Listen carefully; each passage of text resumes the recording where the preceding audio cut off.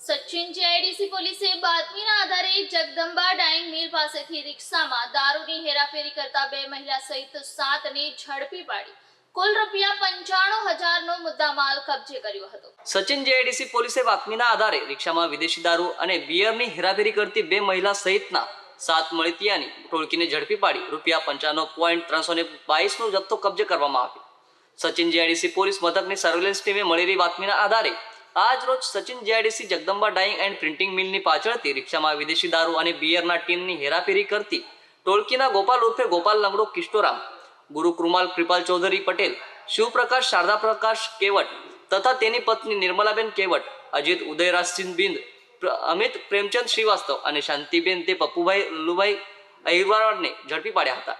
પોલીસે તેમની પાસેથી ભારતીય બનાવટના વિદેશી દારૂની નાની મોટી બાટલો તથા બિયરના ટીન નગ 518 મળી કુલ ₹95,322નો જથ્થો કબજે કરવામાં આવ્યો હતો। સચિન જીઆઈડીસી પોલીસ દ્વારા 2 મહિલા સહિત 7 મળતીના વિરુદ્ધ પ્રોહિબિશન એક્ટની કલમ 65E, 83E અને 98 અંતર્ગત ગુનો નોંધી કાયદેસરની કાર્યવાહી હાથ ધરવામાં આવી છે।